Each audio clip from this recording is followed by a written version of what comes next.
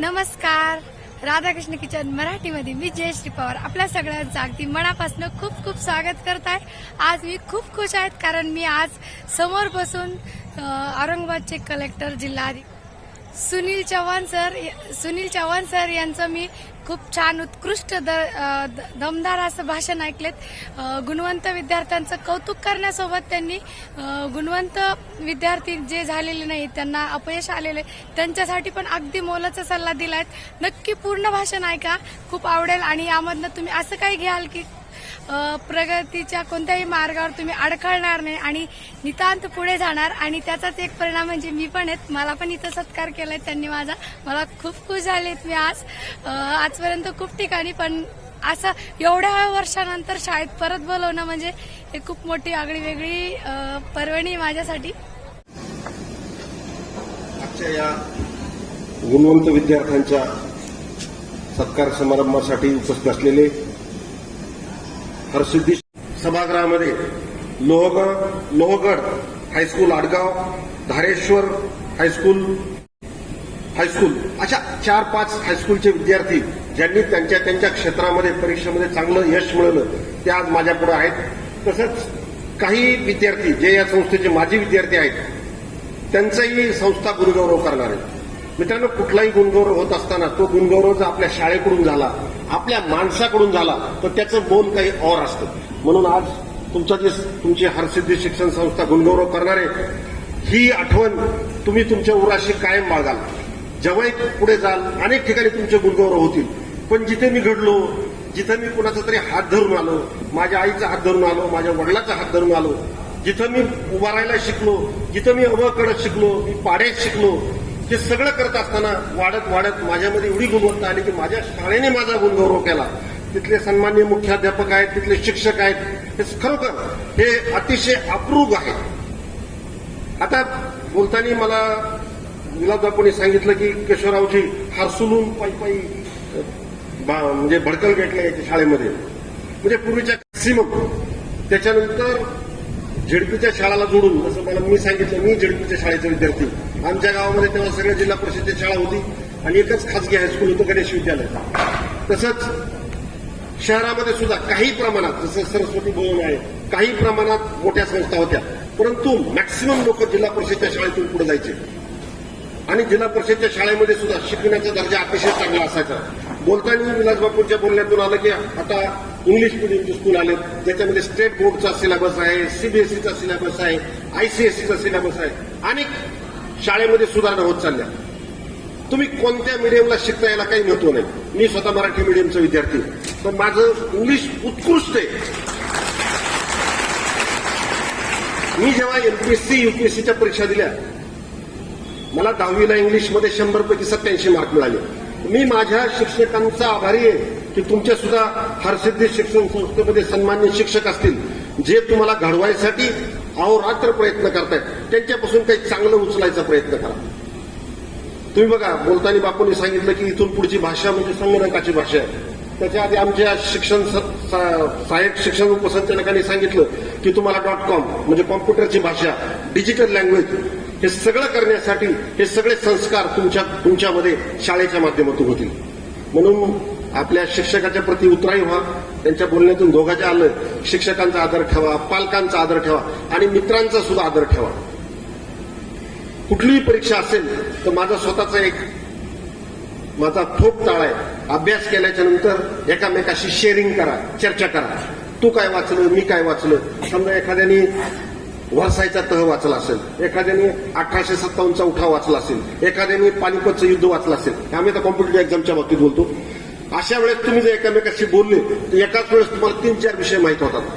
आणि जेव्हा तुम्ही एकामेकाला बोलता तेव्हा त्याचे हावभाव, तो जे बोलतो ते कानाने ऐकणं, त्याला अनुभवणं, याच्या माध्यमातून तुमचा तो विषय अतिशय चांगला तयार होतो. जसं बापूंनी सांगितलं आणि आमच्या चव्हाण साहेबांनी सांगितलं, वाचण्याशिवाय पर्याय नाही. मी तर एवढं म्हणेल, जो वाचेल तोच वाचेल. म्हणजे जो वाचलं त्यांनी तर तो समाजामध्ये उभा राहील. वाचण्याच्या माध्यमातून काय होतं बघा, तुम्ही चिंतन करायला सुरू करा. त्याला रफ्फू करतो, माहितीये, पॅन्ट फाटली, काही कुठलीही गोष्ट फाटली की आपण त्याला रफ्फू करतो. आणि जेव्हा आपला रफू केलेली पॅन्ट असते त्या दिवशी आपण शर्ट खाली ओढत असतो की माझा रफू कुणाला दिसला नाही पाहिजे. लाज वाटते ना, माझ्या पॅन्टला रफू पडलाय. आता मात्र परिस्थिती बदलली. त्याला आम्ही इंग्लिशमध्ये रफू म्हणतो, रफू किंवा ठिगळ म्हणा. पण ते बापू कसं असतं, रफू हा अतिशय चांगल्या पद्धतीने केलेला असतो. त्याला असं जरा शिवून चांगल्या पद्धतीने स्टिचिंग केलेलं असतं. आता परिस्थिती कशी झाली तुम्ही बघा, कॉलेजमध्ये शाळेमध्ये पोरं जातात. म्हणजे विचारधारा आता कशी बदलत चालली. ज्याचे सगळ्यात जास्त फाटले तो जास्त सिंबल, ज्याचे फाटून फाटून अर्धे झाले, काहींचे अर्धे एकदम गुडघ्यावर फाटलेला असतो बघा, गुडघा दिसत असतो. म्हणजे आता विचारधारा कशी बदलत चालली. पूर्वीच्या काळी एक रफू दिसायचा किंवा हे म्हणजे तसं ठिगळ दिसायचं तर माणूस लाजायचा. आता सगळे ठिगळ दाखवायला लोक तयार आहेत. ते बघा, म्हणजे हळूहळू शिक्षण होत होत समाजावर असे संस्कार झाले की आपण पाश्चिमात्य अनुकरण करायला लागले. ते जीन्सची पॅन्ट ते का आपला कार्यक्रम आहे काय. जेव्हा दुसरं महायुद्ध झालं होतं किंवा पहिलं महायुद्ध, त्या काळामध्ये सैनिकांना त्यांचे कपडे धुवायला वेळ नव्हता, म्हणून या जीन्सचा शोध लागला की जेणेकरून ती पॅन्ट घातली ताडपत्रीसारखी असते, किती दिवस घाला काही करा मिळत नाही. या माध्यमातून तुम्ही बघा, हा एक उदाहरण झाला. दुसरं, पूर्वीच्या काळी आम्ही शाळेत जायचो, कशावरली कटिंग अशी मस्त केलेली असायची एकदम. काही डोक्याला अशा रेगा मारून येतात, काही अशा उभे रेगा मारून येतात, काही एक अँटेना तयार करून येतात. म्हणजे कधी कधी मला प्रश्न पडतो की यांच्या वेळेस काही न्हाव्याला काम नव्हतं का, अर्ध करून सोडून गेला. म्हणजे अशा प्रकारचे विद्यार्थी शाळेत यायला लागले आणि ते शाळेत आले, शिक्षकही परेशान असते. तुम्ही बघा, कटिंगचा प्रकार तर असा झालाय, एवढंच सगळं काढलेलं असतं, एवढंच मधलं असतं किंवा काहींच्या नुसार रेगा असतात अशा. म्हणजे मी काय म्हणतो, ही वेशभूषा काही असू शकते. जसे तुम्ही वेश बदलायला लागले, तुम्ही तुमचे शरीराचे संस्कार बदलायला लागले, तसे मनाचे संस्कार बदला आणि मनावर सुद्धा चांगले संस्कार करा, आधुनिक संस्कार करा. त्यांनी बोलता बोलता सांगितलं की मराठवाडा बापूंच्या बोलण्यात आलं, पश्चिम महाराष्ट्र. एक उदाहरण देईल. मराठवाडा हा पूर्वी 17 सप्टेंबर 1948 पर्यंत निजामाच्या ताब्यात होता, सगळे सगळ्याला माहिती. आता पश्चिम महाराष्ट्र हा पूर्वीपासून इंग्रजांच्या ताब्यात होता. तिकडे इंग्रजांच्या काळामध्ये लोकमान्य टिळक आले, सावरकर आले, आगरकर आले, अनेक मंडळी आली.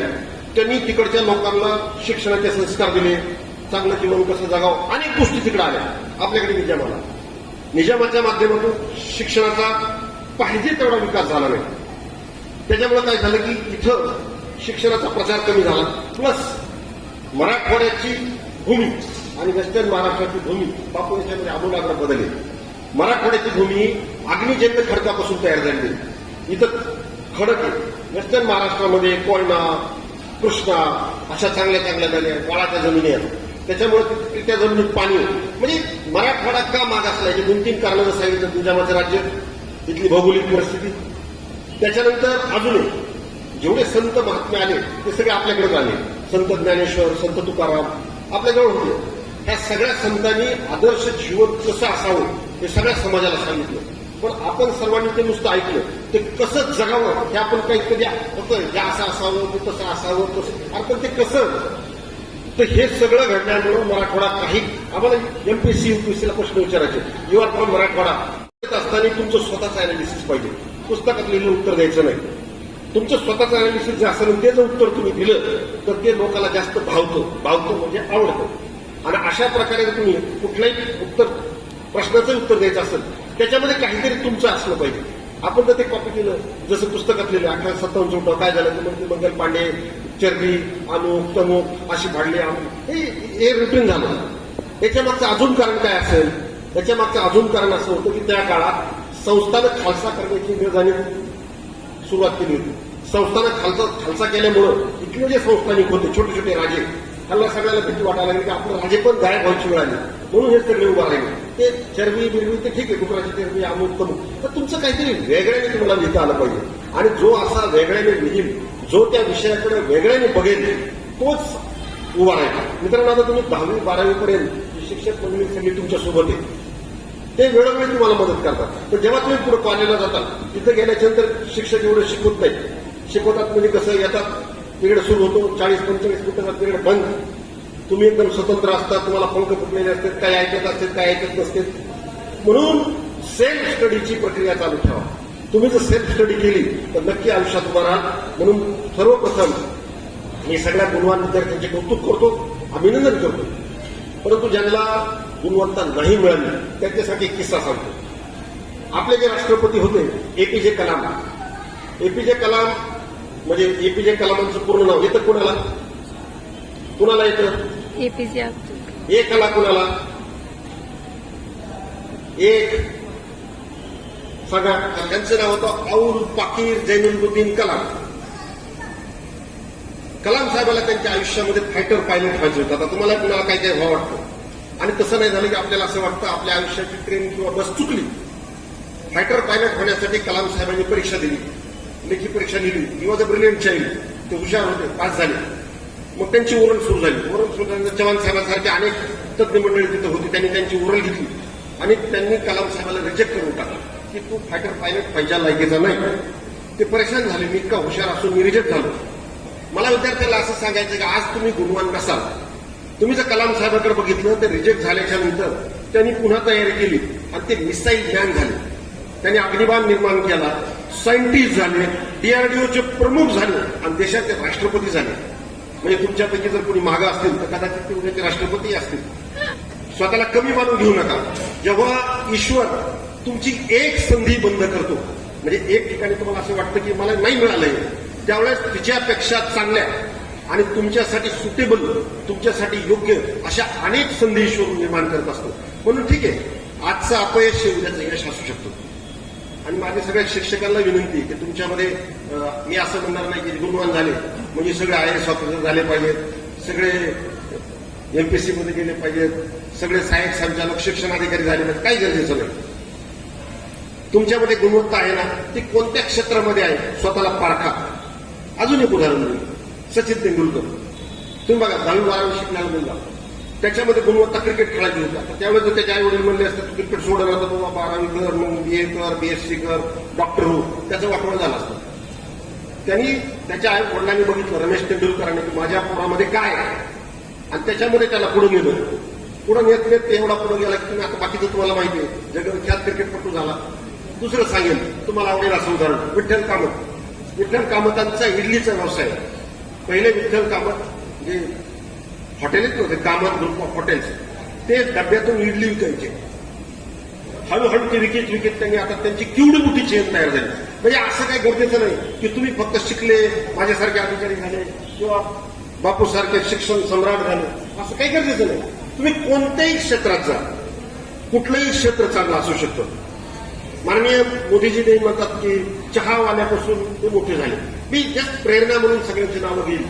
कुठलंही क्षेत्र कमी नाही, कुठलंही काम कमी नाही.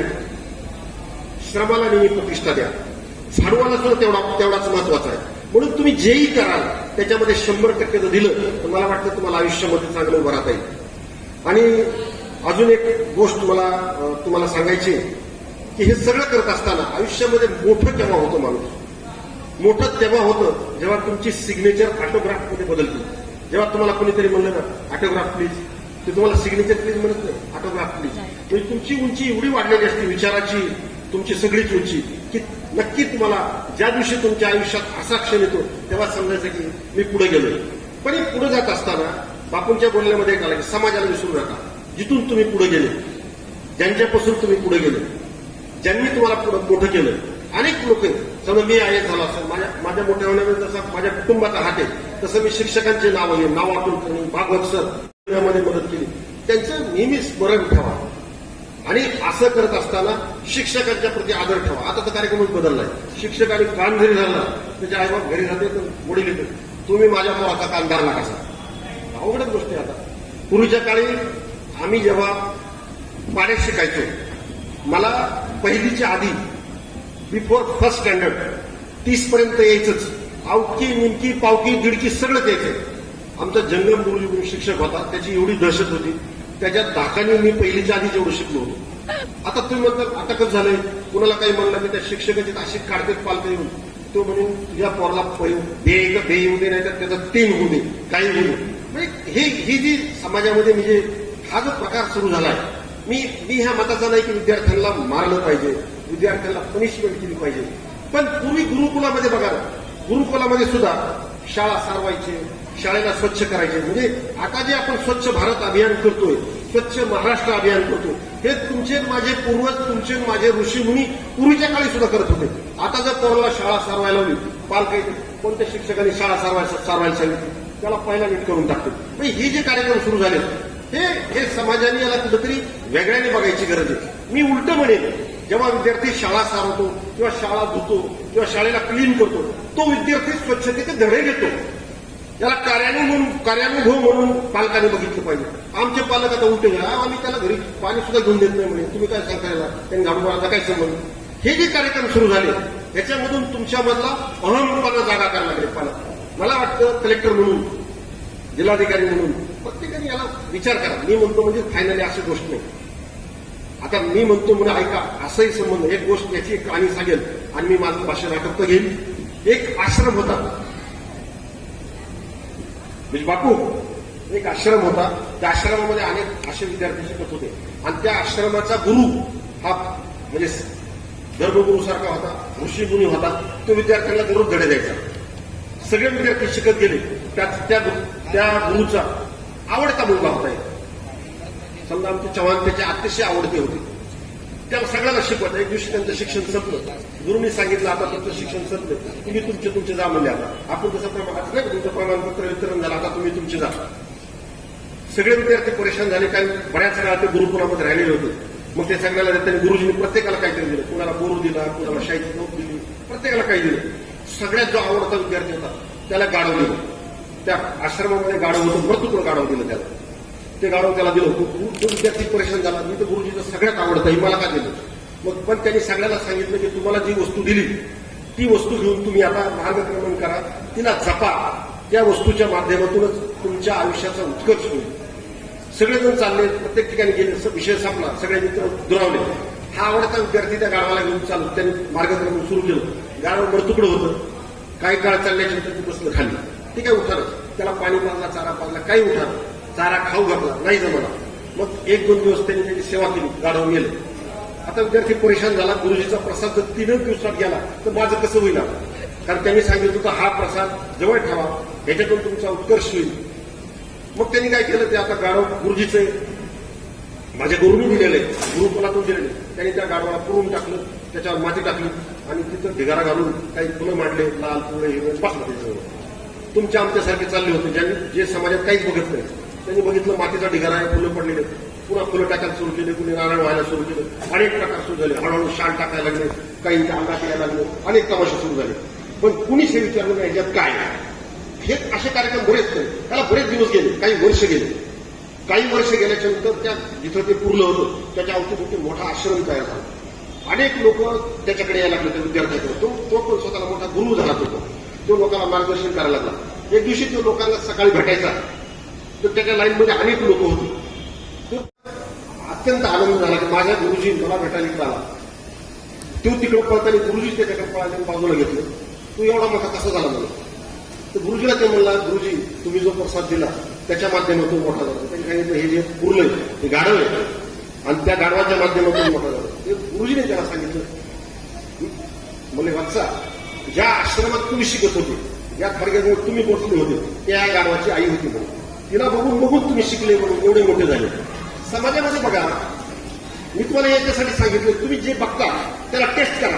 ते काय आहे, कसं आहे, प्रश्न विचारा. What is this, how is this, why is this, हे काय, हे कसं आहे, कशामुळे. नाही तर कुणी काही सांगितलं, मी सांगितलं म्हणून ऐकू नका. मी ज्याला देत नाही असलं म्हणून काय झालं. तुम्हाला तुमची स्वतःचा ब्रेन पाहिजे.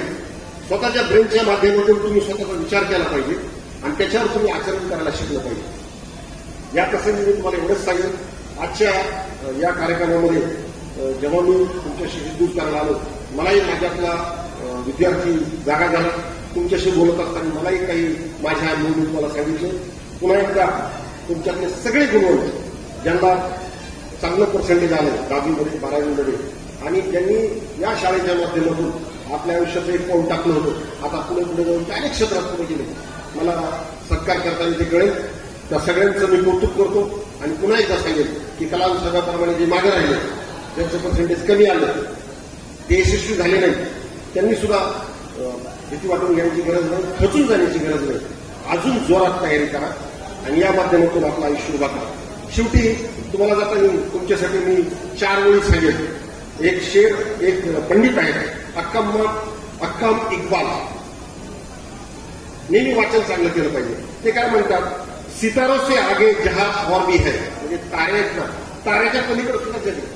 सितारों से आगे जहां और भी है, अभी इश्क के इंतहा और भी है. आता इश्क म्हणलं की प्रत्येकाला प्रेम नाही, चॅलेंज, सुनोती, म्हणजे अभी इश्क के इंतहा और भी है. इंतहा आणि परीक्षा म्हणजे तुमच्या अजून अनेक चॅलेंज. तू 10वी 12वी होऊन थांबणार नाही, अजून तो आहे. तू शाही है, शाही म्हणजे गरुड म्हणजे उंच विचार करणारा.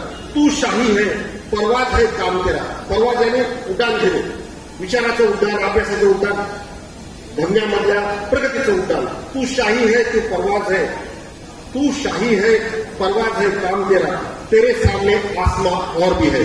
पुन्हा एकदा तुम्हाला सगळ्यांना शुभेच्छा देतो, आपली रजा घेतो. जय हिंद.